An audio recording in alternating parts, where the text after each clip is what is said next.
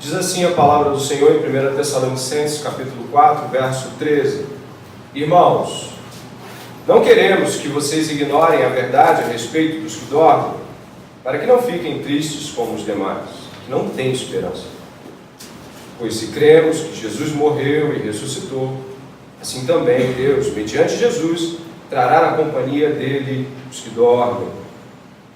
E pela palavra do Senhor, ainda lhes declaramos o seguinte: nós, os vivos, os que ficarmos até a vinda do Senhor, de modo nenhum precederemos os que já morreram. Porque o Senhor mesmo, dada a sua palavra de ordem, ouvida a voz do arcanjo e ressoada a trombeta de Deus, descerá dos céus, e os mortos em Cristo ressuscitarão primeiro. Depois nós, os vivos, os que ficarmos, seremos arrebatados juntamente com Ele, entre nuvens, para o encontro com o Senhor nos ares. E assim estaremos para sempre com o Senhor. Portanto, consolem uns aos outros com estas palavras.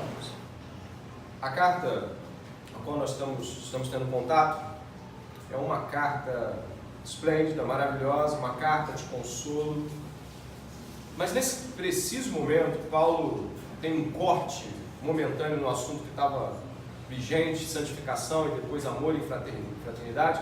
E Paulo insere um assunto que aparentemente destoa daquilo que nós estávamos vendo. Mas antes de entrar diretamente, eu gostaria de ler 3 pensamentos distintos que podem trazer luz a onde nós vamos começar nas Escrituras. O primeiro, de Arthur Schopenhauer. Aí, com vocês. Cada vez que respiramos, afastamos a morte que nos ameaça. No final, ela vence, pois desde o nascimento esse é o nosso destino e ela brinca um pouco com sua presa antes de comê-la. Mas continuamos vivendo com grande interesse e inquietação pelo maior tempo possível, da mesma forma que sopramos uma bolha de sabão até ficar bem grande, embora tenhamos absoluta certeza que ela vai estourar. Segunda, também de Schopenhauer, diz assim: a dor profunda que é sentida pela morte de cada alma amiga tem origem no sentimento de que existe algo inexprimível em cada indivíduo, peculiar a ele próprio, e está, portanto, absoluta e irremediavelmente perdido. Por último, Jean-Paul Sartre: por mim, creio que estamos mortos há muito tempo. Morremos no exato momento que deixamos de ser úteis. Essas 3 frases, elas talvez sejam de pessoas que você não conhece. Ou talvez você já tenha tido contato com a obra de Schopenhauer ou de Sartre. Elas refletem uma linha de pensamento que, independente de você concordar ou não, você vai ter que lidar essa noite com ela. Esses 2 homens levaram a sua descrença em Deus ao limite mais profundo. Eles foram com a ideia de Deus não existe, até onde de fato poderiam pensar sobre isso. E eles demonstram nas suas afirmações, me desculpe, mas uma sinceridade às vezes invejável para muitos que vivem sobre essa terra. Mas ainda que seja invejável a sinceridade com qual trataram os temas na sua mente carnal caída, eles foram chamados no seu tempo de pessimistas. Arthur Schopenhauer foi chamado mais precisamente de pessimista filosófico. Eu não concordo com essa frase acerca do Schopenhauer. Eu acredito que ele foi um realista. E no sentido de dizer que ele, na mente dele, sem Deus, ele chegou até onde de fato uma mente sem Deus pode caminhar. Ela olha e o máximo que ela pode dizer é: comamos e bebamos, porque amanhã morreremos. Esses 2 homens eles têm concretos motivos para não ter esperança. Eu não posso discordar deles. Eles estão certos, de certo modo, eles estão certos. Eles trabalham com uma compreensão de mundo, onde eles chegam até o fim e veem, como vocês leram, que a vida é como encher uma bolha de sabão fininha, e aí chega um momento que aquele brilho todo e aquela alegria explodem. Não há nada. O mundo, como Schopenhauer e Jean-Paul Sartre conheceram por morrerem, é um mundo cruel, violento, desprovido de significado, um mundo onde todos passam o tempo todo correndo atrás de necessidades, vicissitudes, um mundo onde a agenda do sucesso rege os dias. Esse mundo é o mundo que Paulo aborda no primeiro verso 13. Paulo não discordaria de Schopenhauer nem de Sartre. Paulo concordaria de que a visão de mundo sem Deus não tem nenhuma esperança. Mas os tessalonicenses estão tristes. E eles estão tristes por um motivo nobre. Eles não estão tristes como os poetas do seu tempo, por exemplo, um poeta latino, o poeta romano Cátulo dizia assim: quando nossa luz, falando sobre a morte, quando nossa luz se extinguir, há uma noite perpétua em que devemos dormir. Eles não tinham essa visão de mundo, porque Paulo havia lhes apresentado algo diferente da visão triste e falida da antiguidade. Os tessalonicenses estavam tristes por um motivo muito nobre. Eles estavam tristes porque eles haviam conhecido o grande mistério da volta de Cristo e da ressurreição. Mas Paulo havia passado poucas semanas lá, 3 semanas, 4 semanas, e ele não conseguiu, na cidade de Tessalônica, como nós estudamos no primeiro encontro, ele não conseguiu explicar tudo. Ele explicou o que deu com 3, 4 semanas. Então eles estavam muito preocupados porque eles ouviam que Jesus havia de voltar.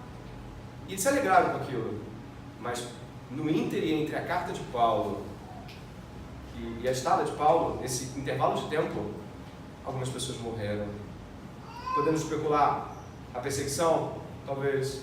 Morte natural? Também talvez.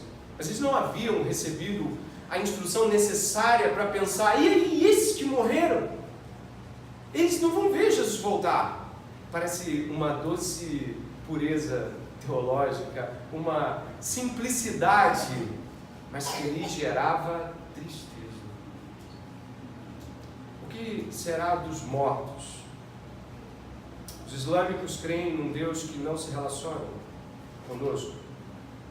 Eles creem num paraíso iridisíaco, uma coisa de gente com várias mulheres, um bem bom danado, uma ideia utópica, uma ideia que não parece condizer com a realidade do Deus que cremos. Xamanistas, espíritas, budistas, reencarnacionalistas, eles creem que a gente volta para outro corpo, e volta para outro corpo, volta para outro corpo. Uma ideia desesperançosa, porque você nunca lembra o que fez o corpo anterior. É uma perseguição a um objetivo que nunca chega a alcançar. Católicos romanos creem que nós devemos passar um tempo purgando até que venhamos a encontrar um paraíso, pagando pelos nossos pecados por 1 ano, 2 anos. Não sabemos. Ficamos por lá, purgando. Paulo lhes havia trazido uma esperança nova. Jesus está voltando. E ele deixou a igreja de Tessalônica, em meio à perseguição, foi para Bereia e depois para Atenas. Ele deixou a igreja num estado de espera, que é maravilhoso. Diga-se de passagem, é maravilhoso esperar Jesus voltar. Os mais antigos na fé cantavam a volta dele. O rei está voltando. Mas algumas pessoas haviam morrido e nem toda a revelação havia sido declarada, e a igreja estava sob um estado de pequena ou muita ou variável tristeza. O que será deles, Paulo? E aí, onde nós entramos, no verso 13, Paulo, muito preocupado e gentil, escreve por carta: irmãos, não queremos que vocês ignorem a verdade a respeito dos que dormem, para que não fiquem tristes como os demais, que não têm esperança. Eu gostaria de novo ressaltar que Paulo afirma afirma categoricamente que há pessoas que não têm o quê? Isso precisa ser ressaltado aqui. Paulo não está dizendo que todo mundo tem um bom motivo para viver ou para morrer. Paulo está dizendo, tem gente que não tem. Tem gente que vive pelo que vê, pelo que sente, pelo que espera do amanhã. Tem gente sem esperança. Paulo salienta que isso é uma verdade. Os ímpios também se entristecem e também se alegram, como você talvez já tenha verificado. Eles também se alegram por coisas e se entristecem por outras. O homem ímpio, o homem sem Deus, ele se alegra por questões de satisfação pessoal, lazer, prazer, questões transitórias. Todo mundo aqui pode ter lazer, prazer e tudo mais. E isso passa. Tem um dia que é o dia da dor, o dia do câncer, o dia do desemprego, não tem? Então a vida do ímpio é uma vida que se alegra e se entristece nessa gangorra. As coisas estão bem, eu estou bem, as coisas estão mal, eu estou mal. A tristeza deles é uma tristeza idólatra, porque eles não conseguem aquilo que querem. E como sua vida é superficial, se entristecem. Eu não consegui o que eu queria, eu não sou o que eu queria, eu não faço o que eu gostaria, eu não casei com o que eu gostaria, meus filhos não são como eu imaginava, a vida não é o que eu esperava, eu estou triste. Essa é a tristeza do ímpio. Logo, Paulo está dizendo, tem gente que vive assim, se é que isso é vida. Mas os cristãos em Cristo têm esperança. Paulo vai lhes dar uma esperança, que nós já temos pregado por semanas aqui. Paulo vai lhe trazer uma esperança no verso 14, e vai salientar que essa esperança se estabelece em um fato histórico. Pois se cremos que Jesus morreu e assim também Deus, mediante Jesus, trará na companhia dele os que dormem. Paulo aponta não para uma teoria abstrata de céu, de reencarnação, de coisa que ninguém prova. Não para uma ideia possível de um fato que pode vir a acontecer, como os fariseus criam numa ressurreição no dia do juízo. Paulo está dizendo, não, deixa eu dizer algo. Conheci um homem que ressuscitou. E conheço pessoas que também o viram ressurreto. Viram morto e viram ressurreto. A esperança de quem vem lhe falar é real. A esperança que Paulo prega não é baseada numa teoria futura, mas um fato histórico que havia acontecido. Um homem havia ressurgido da morte. Pasmem, sem a intervenção de outro homem, como o próprio Jesus havia tornado a vida a Lázaro, como Eliseu também o fez. Não! Sem intervenção, um homem, uma caverna, 3 dias, pronto a cheirar mal. A caverna treme, os soldados fogem, a pedra se move, o homem volta. E ele volta, e ele é a esperança do povo hoje aqui. Nós viemos até aqui porque um homem ressurgiu da morte. Nós viemos até aqui para pregar a ressurreição dos mortos. Nós viemos até aqui porque talvez a sua tristeza seja as tristezas de um ímpio e as suas alegrias, as alegrias de um ímpio. Ímpio significa sem piedade, ímpio significa sem Espírito Santo, ímpio significa fora de Deus. As suas esperanças podem estar no lugar errado, porque você está no lugar errado. Você é contra Deus e talvez não saiba disso ainda. Essa esperança de Paulo é uma esperança tão viva, e a gente vai ver isso crescendo ao longo da exposição, que Paulo vai falar a estes homens que, olha, eu sei que vocês estão contritos, pessoas morreram, são pessoas que vocês amam. Paulo não está ignorando o fato de que quando pessoas que amamos morrem, nós ficamos tristes, mas ele está dando algo maior a essas pessoas. Ele está dizendo que existe algo que se sobrepõe a essa tristeza, e aqueles que já perderam entes queridos aqui podem estar sinalizando quão duro é, mas ele está dizendo, eu tenho algo maior para dar a vocês. Eu tenho a esperança que se sobrepõe a essa tristeza. Deus ressuscitou Jesus Cristo. Tudo que Deus, presta atenção nessa frase, tudo que Deus intenta fazer em nós, Ele o fará por intermédio de seu Filho, se vivermos como seu Filho. Paulo está dizendo, eu vou mostrar o que aconteceu com Jesus. E o que aconteceu com Jesus vai acontecer com aqueles que morreram em Jesus. Paulo está dizendo, viveu como ele, viveu nele, morreu nele, vai voltar igual a ele. O Pai vai ressuscitar essa pessoa. É lindo, né? 2 Timóteo capítulo 2, verso 12, diz assim, se morremos com ele, também viveremos com ele. Se perseveramos, também com ele reinaremos. Essa esperança para o povo de Deus. Eis a questão, preste atenção agora, que de forma prática vai entrar aí talvez no seu coração um dilema, uma pergunta. Cristo morreu, como Cristo morreu, e ressuscitou com o tipo, ou pelo tipo de vida que levou até o Gólgota. Aquilo que o levou até lá é o mesmo tipo de vida que ele viveu naquelas últimas horas de agonia. Jesus não viveu uma vida na cruz, sabe? Não é uma coisa isolada do que ele viveu. A vida de Jesus foi uma vida de alguém que cria na ressurreição. Então, os 3 anos de Jesus ministerialmente e os 30 anos de vida nessa terra anteriormente foram vividos compatíveis com a compreensão da ressurreição. A ressurreição, a crucificação não são fatos isolados, não são coisas que aconteceram de repente. Jesus viveu de tal modo que era inevitável a crucificação. E aí eu aponto para todos nós aqui essa noite. O modo como você vive parece o estar levando a uma crucificação social, financeira e real por amor do Evangelho. Eu vou repetir. O modo como você vive parece estar guiando você a uma real crucificação social, financeira, relacional, de sucesso. Se não, não espere por uma ressurreição em Cristo. Você está indo para o inferno.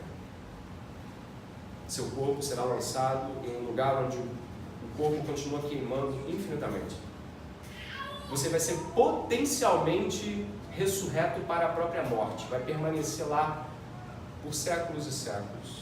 A falta de pregação de inferno gera em nós uma ausência de temor. Imagine hoje, aqui, eu ou você, ou qualquer pessoa que se imaginar fora de Cristo. Imagine se hoje aqui, se você está vivendo de um modo com o qual Cristo foi morto. Eu, por 10 anos de ministério, eu tenho visto pessoas que ouvem mensagens como essa, mas não são capazes de reconsiderar sua vida. Não são capazes de olhar para si mesmo. Não há um crente demais aqui que não possa olhar e falar, Senhor, eu estou mesmo. Senhor, tenha misericórdia de mim. Paulo, mais de uma vez, em mais de uma carta, diz assim, se é que estás na fé. Não é vergonha para você hoje reconsiderar sua vida cristã ou não. É valoroso para você hoje pensar, Senhor, eu estou mesmo. Senhor, eu vivo de tal modo que a cruz é o que me espera. A ausência dessas questões nos nossos corações leva àquilo que a irmã leu aqui há pouco, uma vida cínica, fria, pseudo-cristã, aparentemente frequentando igrejas, quando na verdade frequentamos nossos sonhos e nosso modo de viver. E é um alerta para a igreja hoje: se vivermos como Ele, andarmos como Ele, seremos mortos como Ele e ressuscitaremos com Ele. O Pai não vai nos deixar na morte. O Pai não vai nos deixar no breu eterno, nas trevas. O Pai não vai deixar você no inferno se você se encontrar no Filho. Do contrário, eu lhe diria, Atos capítulo 4 diz, não há salvação em nenhum outro nome. Nenhum outro nome. Só o nome de Jesus salva pessoas. E só o nome de Jesus pode, essa noite, avivar o coração daqueles que dormem, que estão perdidos. Spurgeon, o pregador batista do século XIX, olhando para uma geração tão perdida, disse uma frase que me marcou muito e que eu replico ela com um certo grau de tristeza, e talvez para a minha própria geração. Olhando para um auditório em certa noite, Spurgeon olhou e disse, me parece que nesse tempo Deus há de salvar, e ele disse assim, há no céu mais salvação para os bebês abortados do que para aqueles que conscientemente chegam à vida adulta. Spurgeon estava apostando que o céu era repleto de bebês abortados e uns poucos de pessoas que conscientemente haviam assumido a fé cristã. Tal o desalento dele ao olhar para a plateia e dizer, meu Deus, ninguém está atento. Está todo mundo indo para o inferno brincando, vai sair daqui, vai lanchar e vai para casa. Ele disse isso para aquele tempo. E eu acho que ele diria isso para o nosso tempo também. Paulo tem uma esperança. O verso 15 ele começa emendando uma frase lindíssima. Ele vai dizer assim, ó: e pela palavra do Senhor ainda lhes declaramos o seguinte: nós, repita, nós, os vivos, obrigado, que ficarmos até a vinda do Senhor, de modo nenhum precederemos os que já morreram. Você percebe aqui que há um segundo fundamento de esperança? Atenta, por favor. Se nós temos a esperança que se morrermos com Cristo, ressuscitaremos com Ele, Paulo tinha uma outra esperança muito viva também, de que Ele voltaria ainda no tempo de Paulo. Nós, os vivos. O que ele está apontando para ele ali é para dizer o seguinte: olha, eu creio que Ele vai voltar. Eu sei que tem gente que vai morrer antes dele voltar, mas eu creio que Ele vai voltar. É lindíssimo perceber que Paulo tem uma dupla e viva esperança. Se ele morrer, Jesus o ressuscita. Se ele não morrer até lá, ele sobe com Cristo. Que esperança maravilhosa para uma segunda-feira de manhã. Que esperança para um término de culto. Se acabar agora, eu subo. Se eu morrer amanhã, subo também. Essa esperança deveria dominar o teu coração essa noite. Não há nada que derrube uma esperança como essa. Se morto, viverei. Se não morto, ainda assim subirei com Ele. Oh, glória a Deus! E é por isso que Paulo, muitas epístolas, ele para adorar. Ele está escrevendo em êxtase. Ele está feliz. Seja apedrejado, seja aos pés de irmãos chorando por ele, como os irmãos de Éfeso, seja no cárcere, no corredor da morte, em 2 Timóteo, seja você aí hoje, sentado, com desânimo, com desesperança, existe uma esperança, ou duas para você, as de Paulo. Se morremos, estaremos com Ele. Se Ele voltar agora, eu subo. Estou bem, está tudo resolvido. É maravilhoso perceber o otimismo de Paulo, que não se baseia em uma teoria, mas numa certeza. E qual é a certeza? Ele baseia-se tudo em Cristo. Cristo não morreu, Ele não ressuscitou, Ele não voltou e Ele não ascendeu. Paulo está baseando a sua doutrina em fatos. Se Cristo ressuscitou, a gente ressuscita. Se Cristo subiu, a gente sobe. É sobre Cristo, sempre vai ser sobre Ele. É sobre fatos, não é sobre conversinhas fiadas de religiões pseudo-imaginárias. É sobre Cristo. É sobre o fato dele ter vencido a morte e nos dado o retorno à vida eterna, e Ele deseja que estejamos com Ele. Isso é muito maravilhoso e deve avançar no nosso coração.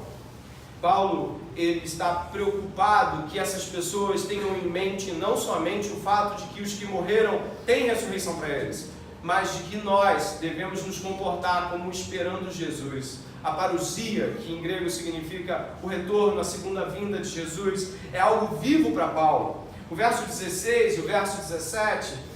porque o Senhor mesmo, dada a sua palavra em ordem, ouvida a voz do arcanjo e ressoada a trombeta de Deus, descerá dos céus, e os mortos em Cristo ressuscitarão primeiro. Depois nós, os vivos, os que ficarmos, seremos arrebatados juntamente com eles, entre nuvens, para o encontro com o Senhor nos ares, e assim estaremos para sempre com o Senhor.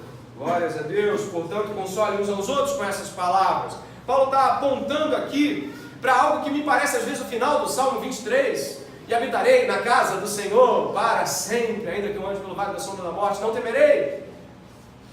Parece que Paulo está ecoando os profetas, ecoando o salmista. Aquele desejo contínuo de estar diante de Jesus. Não é sobre nada que Jesus lhe possa dar nessa terra. Perceba o gozo e a alegria de Paulo. É de que, olha, chega no final, sabe o que vai ter? O que vai ter pra gente? Para sempre com Ele.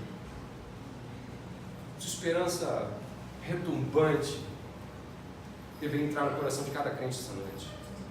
Cada crente poderia dizer: eu tenho tudo que preciso. Eu já tenho mais do que eu merecia, eu tenho tudo que eu preciso. Acabou, está resolvido. Isso deveria, mas preste atenção no verso 18. Portanto, o quê? Consolem-se.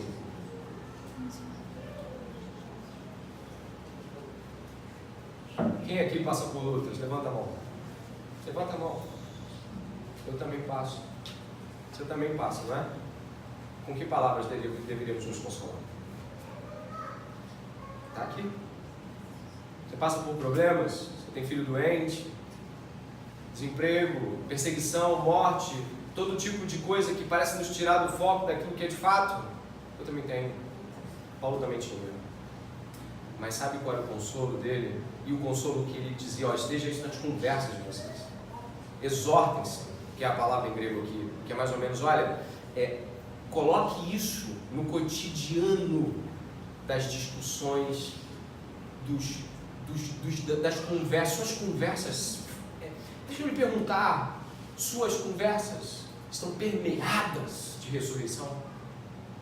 Você tem a resposta já rápida, assim. Suas conversas, seus diálogos com os irmãos, as suas orações estão encharcadas pelo retorno dele? Talvez não. Então, tanto as alegrias quanto as tristezas desse mundo vêm sobre você e te puxam e te desesperam. A verdade é que os hinos antigos cantavam, como eu vi passar uma vez, eu estava vendo algumas senhoras chorando numa Assembleia de Deus, eu estava assim, e elas estavam chorando ao som de um pandorinzinho assim, e cantavam: o rei está voltando, o rei. Eu parei, eu falei: meu Deus, elas estão esperando, elas estão ali aguardando, se ele vier ali, está todo mundo preparado. E isso é o nosso consolo. Não é teologia de coach, não é dizer: vamos, vai dar tudo certo. Para Paulo, não vai dar nada certo. Deixa eu te dizer como é que Jesus, mas Jesus não deu nada certo. Traído, abandonado, injuriado, pobre e morto. Literalmente, Jesus não tinha onde. Você gostaria de ser trabalhado por um coach assim? Não, né? A Bíblia não é um livro otimista, é um livro realista. As soluções que Schopenhauer não tinha, a Bíblia tem. Portanto, essa noite, não venha aqui buscar nada a não ser o retorno de Cristo. Não venha essa noite aqui na direção de nada que não seja esperar pela vinda do Senhor. Essa é a esperança da igreja. Isso é tudo que a igreja pode mais profundamente ecoar como um grito de esperança. E não é paliativo, não é coach, não é um placebo, um remédio sem valor. É, na verdade, aquilo que Paulo fala, e fala com muito gosto. Ele fala assim: Cristo em nós, esperança da glória. Como cantamos a quartos vagos na casa do nosso Pai. Mas como essas doutrinas se desenvolvem na prática? De que modo reagimos a elas? Paulo entra no capítulo 5, desenvolvendo a prática, desenvolvendo a prática dessas doutrinas.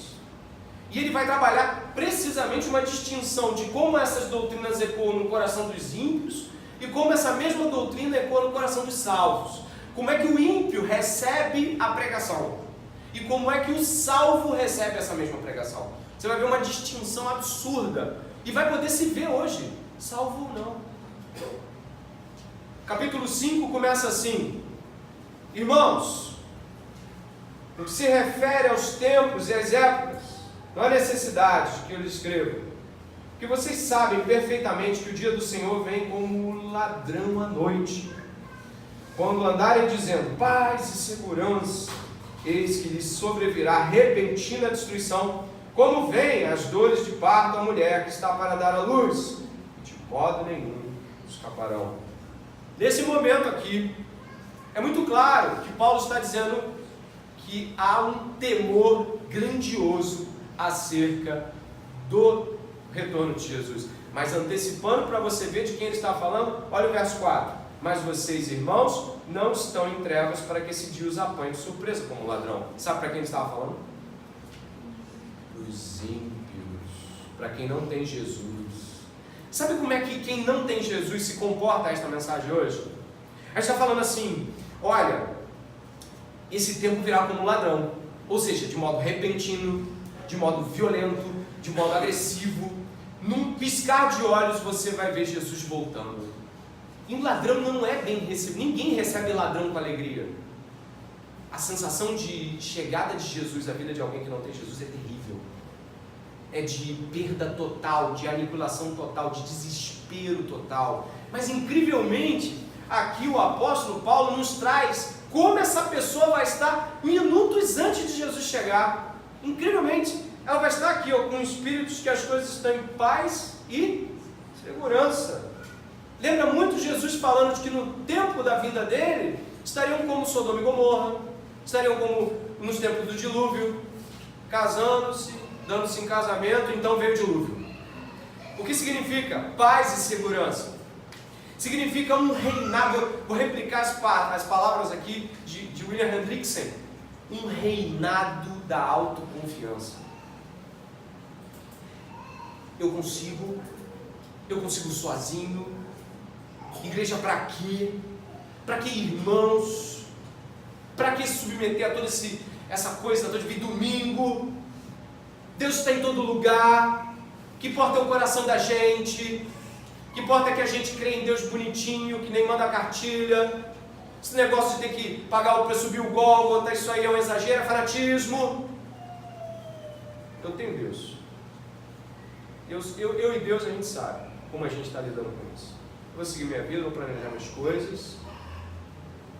Esse tipo de pessoa fala sobre tudo, menos sobre Jesus Cristo. Esse tipo de pessoa fala de tudo, menos de morrer pela causa cristã.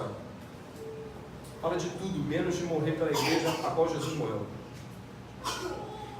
Esse é o pensamento dominante de quem não tem Cristo. Se você não tem Jesus, você está bem agora. Você está em paz. Essa pregação, no mínimo, pode trazer uma meia interrogação, mas você não está se coçando, você não vai chegar, por exemplo, você não vai procurar ninguém no final do culto. Sabe o que você vai fazer? Você vai rir, vai agradecer, vai comer um lanchinho, vai embora rápido, para não ter que discutir nada também. Que é chato, né, quando a pessoa pergunta como é que foi o culto para você? Vai embora. Sabe qual é o problema disso tudo que a gente está falando? É que a pessoa que não está em Cristo não se incomoda de estar fria em relação a esta mensagem. Ela está bem. Ela está em bem-estar, um certo. Está tranquilo. Não, estou com Jesus. Pô, tu está com Jesus, não foi interrogado essa noite. Essa noite você não se olhou e falou, Senhor, eu tenho vivido como tu queres. Essa noite você não chega perto de um irmão piedoso, uma irmã piedosa. Você não tem coragem de perguntar assim, eu vivo como quem vive a esperança. Porque pode ser que você não esteja vivendo como essa esperança traduz uma vida. O tempo todo Paulo questiona os seus ouvintes, porque ele tem preocupações de que seus ouvintes sejam enganados com a compreensão intelectual do que foi ouvido. Você entendeu isso? Eu entendi a mensagem, entendeu? Ela está queimando, ela está te questionando, ela está te perturbando, ela está fazendo você pensar sobre sua real condição em Cristo? Não, eu estou legal. Então a gente já sabe para onde está indo. A Bíblia já diz para onde tu está indo.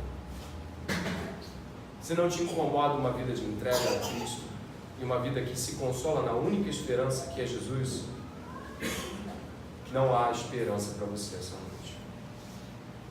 Se você morrer logo ali, você também já sabe para onde você está indo. Você está indo para o inferno em chamas. Paulo salienta que o ímpio não percebe sua condição. E por isso não se desespera, no sentido bom da palavra. Ele não fica inquieto com palavras que questionem o seu estado espiritual. Paulo vai para o verso 3, verso 4, e o verso 3 eu preciso dizer aqui como termina. O verso 3 é o grande dia do Senhor. O verso 3 termina assim: não escaparão. Sabe o que quer dizer isso? Não vai ter conversa. A conversa é agora. Não vai ter conversa depois. Vai acabar. De modo algum escaparão. Verso 4. Caminhando para o fim. Mas vocês, irmãos, não estão em trevas, para que este dia os apanhe de surpresa como ladrão. Porque vocês são filhos da luz, filhos do dia. Não somos da noite nem das trevas. Assim, pois, não durmamos como os demais. Pelo contrário, vigiemos e sejamos sóbrios. Ora, os que dormem, é de noite que dormem. Os que se embriagam, é de noite que se embriagam. Nós, porém, que somos do dia, sejamos sóbrios, revestidos da couraça da fé e do amor, e tomando como capacete a esperança da salvação. Porque Deus não nos destinou para a ira, mas para alcançar a salvação mediante nosso Senhor Jesus Cristo, que morreu por nós, para que vigiemos, quer durmamos, vivamos em união com Ele. Portanto, consolem uns aos outros, edifiquem-se mutuamente, como vocês têm feito até agora. Ele vai posicionar o salvo como alguém transformado. De que modo essa pessoa é transformada? Dave Platt, em seu Contra a Cultura, um bom livro, Dave Platt vai dizer o seguinte, de que a igreja hoje, por não questionar conforto como busca, ela permite que tanto os salvos adormeçam, quanto os ímpios não se tornem clarificados com sua condição de impiedade. A igreja prega a busca ao conforto, e que essa busca ao conforto se manifesta de N maneiras, mas ela tem um centro gravitacional, as coisas que esse mundo preza, basicamente: sucesso, lazer, prazer, sexo, autoconfiança, eu consigo, eu posso. A igreja, ao proporcionar uma busca semelhante a essa, ao não colocar na mente das pessoas que a certeza da igreja é que ela vai passar por tribulações. Jesus prometeu isso pra gente. No mundo tereis o que é? Conforto? Conforto? Então por que eu busco isso? Por que o conforto é uma busca? Por que não pode ser uma consequência momentânea de certas graças que Deus nos dá? Por que conforto é busca? Dave Platt questiona a igreja nesse sentido, no Contra a Cultura. Ele vai dizer o seguinte, a igreja tem que escolher o conforto ou o sacrifício. Se ela escolhe o conforto e escarnece do sacrifício, ela deixa o ímpio mais ímpio e deixa o salvo dormir. E Paulo vai dizer que o salvo que está dormindo, ele vai dizer que tem gente que está dormindo. Presta atenção, tem gente que está dormindo. E ele vai dizer que essa pessoa é tal como um embriagado. Você viu? Ande como sobriedade. Ele compara a embriaguez, e eu acho que qualquer um aqui já possa ter visto ou presenciado ou sentido os efeitos da embriaguez em alguém ou em si mesmo. A embriaguez tira a noção exata de distância, de raciocínio. O bêbado às vezes se irrita, ou dorme, ou ri. Ele não responde pelo mundo à sua volta. Ele compara o crente que dorme a um embriagado. Mas a embriaguez passa. Glória a Deus por isso. Mas ele tem que parar de beber. Ele tem que parar de beber aquilo que o mundo dá para ele. Logo, tem gente dormindo aqui? É bem possível. Como posso saber isso? Primeiro, pergunte a alguém. Cristãos piedosos são sempre pessoas que Deus usa para a verdade que não queremos ouvir. Não é verdade? Você já ouviu uma dessas? Eu já. Foi bom? Sim e não. Sim, porque era o que eu tinha que ouvir. E não, porque está de matar na hora. Paulo está dizendo assim, acorda! Acorda, desperta! Igreja, desperta! A igreja não pode ser como aquelas 5 virgens imprudentes, se preparando de última hora. Maria de Orange, uma holandesa que, convertida a Cristo, se mostrou muito ferrenha, século XVI, eu acho, próxima da morte. O pároco se aproximou dela e falou assim, eu quero lhe trazer algumas palavras, e eram palavras sobre a ressurreição de Jesus. E ela falou, não precisa não, eu já tenho me preparado com isso há muito tempo. É como se ela dissesse assim: eu já tenho buscado me preparar para esse derradeiro momento. A parábola de Jesus conta que 5 virgens nécias, tolas, e 5 virgens prudentes se preparavam, entre aspas, ambas igualmente para o casamento, ou para a chegada do noivo, mais precisamente para dizer. E na última hora todas elas dormiram, mas acho que algumas acordaram e viram que tinham se preparado para tal evento, e outras acordaram e viram que não tinha o azeite para iluminar a entrada e a passagem do noivo, e essas 5 ficam do lado de fora e não tem como abrir. Essa noite nós precisamos de fato compreender que a natureza do que nos espera, se você é transformado, é uma natureza de vigilância, de constância, de busca cada vez maior. Você não pode hoje estar menos fervoroso do que o crente que você foi há 5, 10 anos atrás. Hoje você deve estar mais fervoroso, hoje você precisa estar mais cristão do que jamais foi. Não há sentido, o cristão não paralisa, ele puxa para trás. Vida espiritual ninguém para, é sempre recuo. Não tem parada, tem recuo.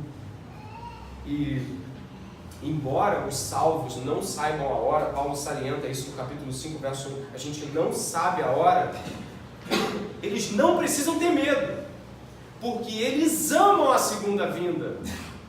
Eles esperam a segunda vinda. Ou seja, eles estão tão ansiosos e desejosos pelo retorno de Jesus que vivenciam isso na prática diária. O comportamento deles traduz poxa, Jesus vai voltar, que eu não posso fazer isso não. Não, Jesus vai voltar. Se ele volta hoje, meu Deus me livre de me pegar. Deus me livre. Sabe, é uma compreensão de imediata volta de Jesus que Paulo tinha naquele momento. E ele termina o verso 11 dizendo que nós devemos nos consolar com essas palavras. E aí a palavra novamente é exortar. Pega o que está dormindo e sacode ele.